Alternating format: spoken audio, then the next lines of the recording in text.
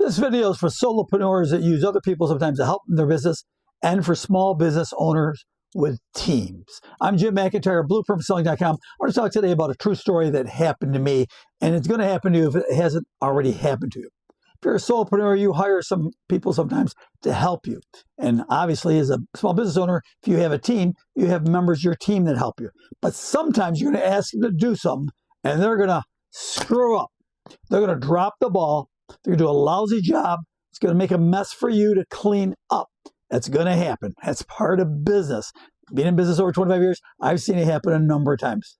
The biggest thing is, what do you do? Do you respond to it? Do you react to it? What do? You can't tell them off. I've done that in the past. And did it ever work for me? No. All I did was make them mad. They already probably felt bad for screwing up. And I really couldn't use their help again. And as an employee, sometimes they'd leave. So it didn't really help me to give them a hard time. Might have felt better for a couple of minutes, but it served no purpose, especially if you're going to be in business for a number of years. And the true story I'll share with you, I was doing a program for a place in Syracuse, and they help small business owners, solopreneurs grow their business. I was a coach for them, putting on a presentation for 40 people. Contacted them and said, listen, I've got a 5-page program. I'm going to make a copy for each of these people attending. I'll go to Staples. They said, no, don't spend the money. You're doing this for us. We can do it here. I'll do it for you, said the assistant to the director of the program. I sent them the information, expected to be done. I show up that day an hour early, got the room set up.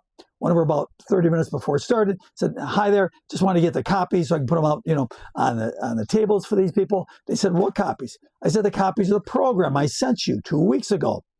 Oh yeah, I didn't get that done. I said, excuse me? I said, I didn't get that done.